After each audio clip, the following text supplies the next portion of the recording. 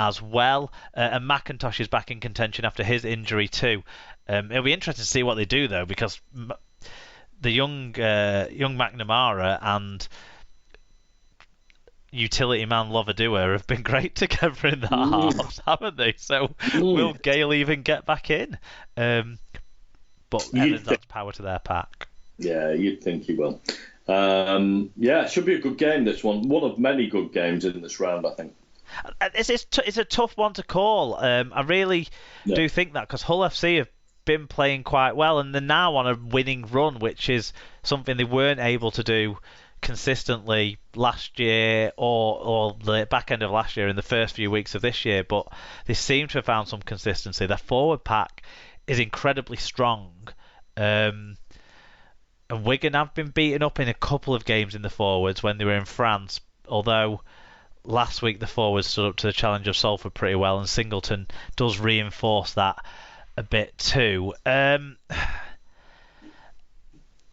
My guess for Bevan French is he'll play on the wing with KPP out. I think they might leave Thornley another week and put Hardacre into the centre on the right hand side with Bevan French on the right wing, and that would be a lot of pace for Hull FC to have to deal with.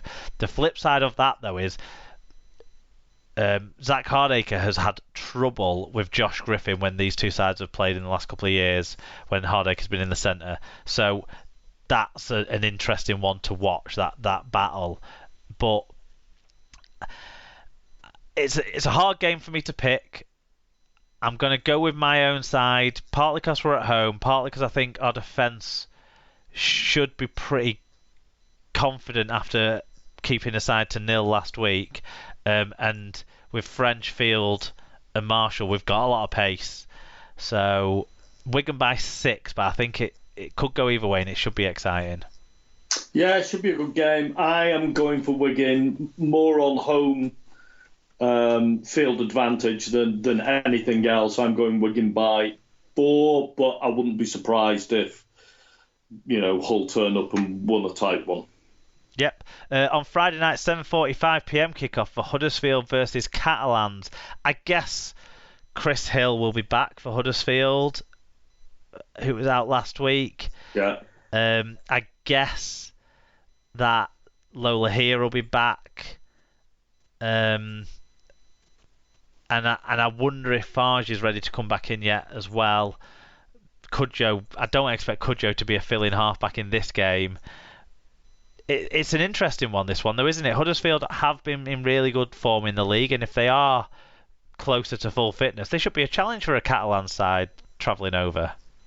Yeah, I mean, I think it will be. I think Huddersfield have been one of the better sides this year. Catalan were not all that great shakes in winning the Challenge Cup game this weekend against Featherstone. So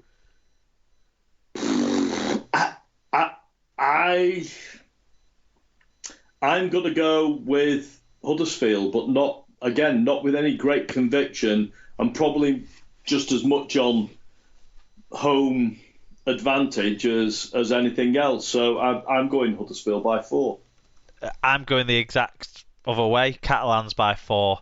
But I think because there's a bit of uncertainty around the halfback positions for Huddersfield,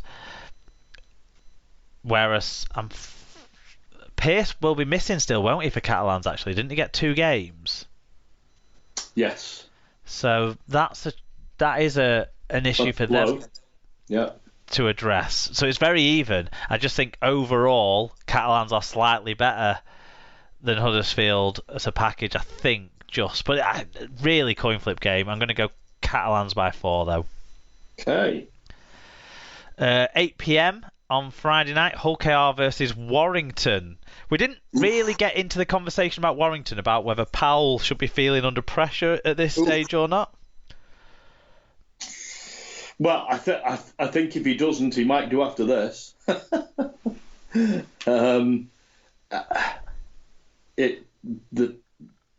On paper, Warrington are a better side, but the game isn't played on paper, and Warrington certainly aren't playing on sort of the paper that they at the moment, are they, with the way they're performing? So it does open this one up to be an interesting game, another interesting game this week. Yeah, I mean, I think for me, Warrington's pack down is struggling, and until they resolve that, and are much stiffer down the middle than they have been so far this year, they're quite vulnerable. I wouldn't be at all surprised if Hull KR won this game. Again, I'm going to go with a bit of home field advantage, and I wouldn't be surprised if Hull KR win this by 4. Yeah, the point on the pack, I think, with Albert Vete out, it does take out one of their real size kind of forwards from Hull KR's outfit, which maybe means it brings it back into a bit more of an even battle there. I honestly wouldn't be surprised if Warrington got the shit together and won this game. Hull KR are inconsistent, but Mikey Lewis is playing great, really enjoyable to watch, and I'm going with the home advantage too. I'm going Hull KR by 8. There we go. Could be an exciting weekend. Whilst that one's going on, at the same time, Friday 8 p.m, Castleford are hosting Toulouse in their first matchup against each other in the Super League. I'll go early on this one. Cast by 18. I think Toulouse have had a week off, which will do them some good, I'm sure. But they won't be back into the habit of travelling yet this year because of things like having weeks off. And I just think Cass have got it together at the moment, and it'll be offloads against offloads, and expansive against expansive. You would hope if Cass keep up with what they've been doing the last couple of weeks. Yeah. And I think if they do that, they've just got a little bit more quality than Toulouse. Yeah, I'd be surprised if Cass don't win this comfortably. Notwithstanding our shock loss there last week. You say shock, I say hilarious, but yeah. Yeah, well, both actually. I'm going Castleford by 20. Yep. And talking about games that I would be surprised if a team lost, the next game is the Sky game, Friday 8 o'clock, Leeds versus St Helens, and I would be very surprised if St Helens lost this to what seems like a lost Leeds Rhinos side. I know you won't want to find any reason for Leeds to win this, but can you see anything at all for Leeds fans to have optimism about in this one? I'd be surprised. Well, let's put it this way.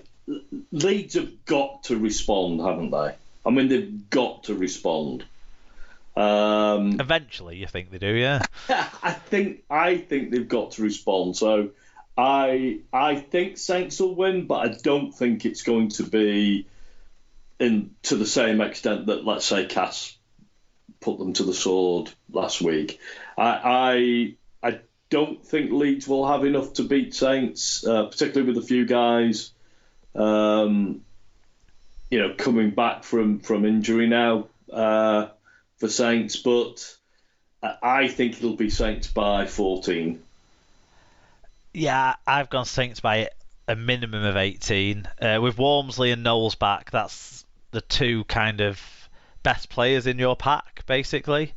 I think that sets a much better platform for Dodd and Wellesby and Lomax, and they'll be able to create plenty against the Leeds side that don't seem to be very joined up.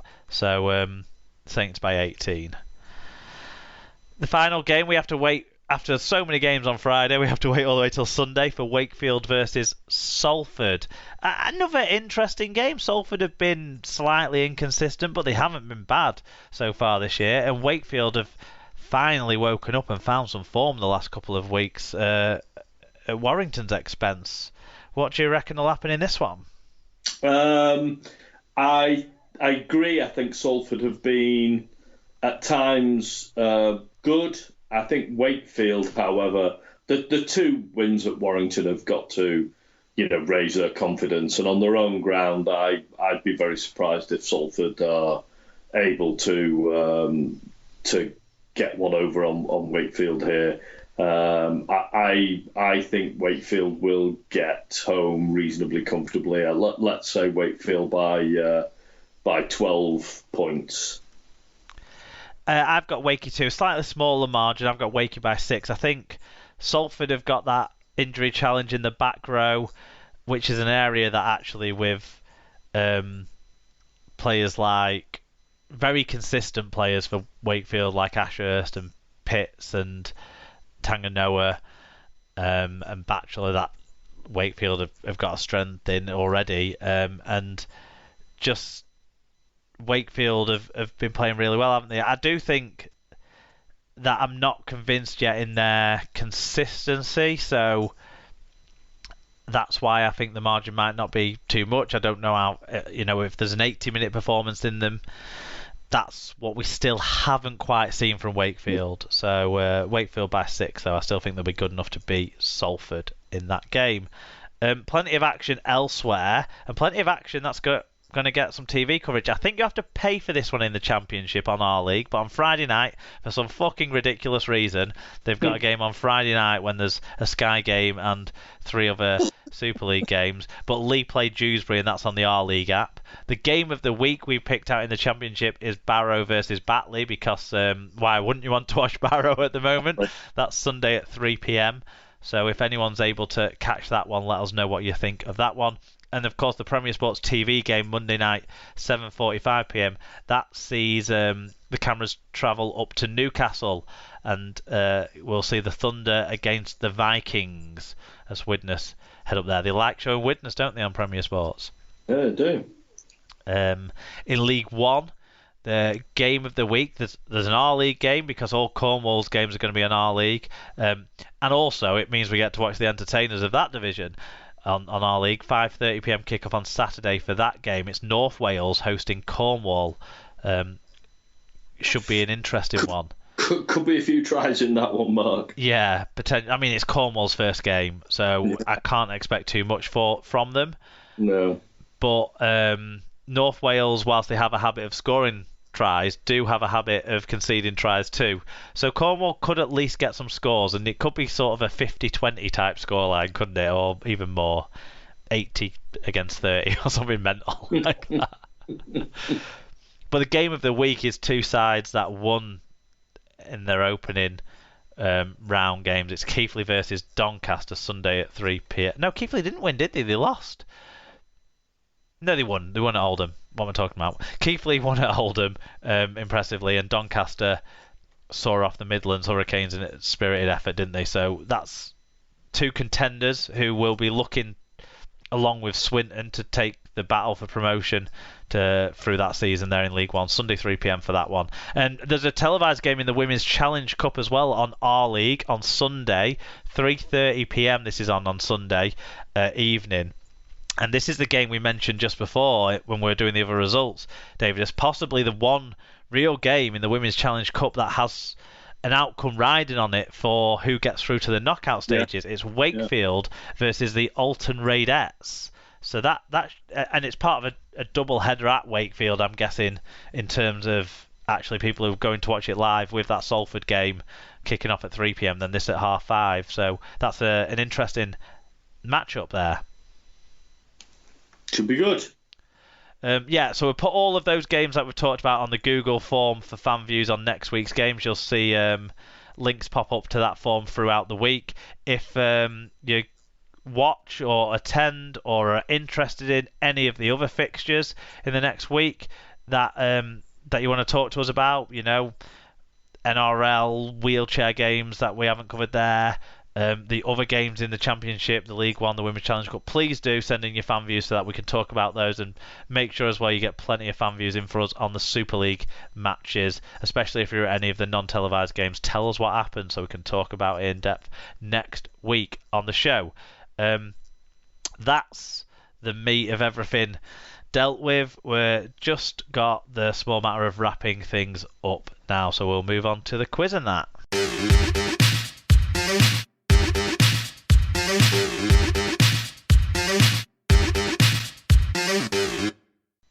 SLP quiz this week, Dave.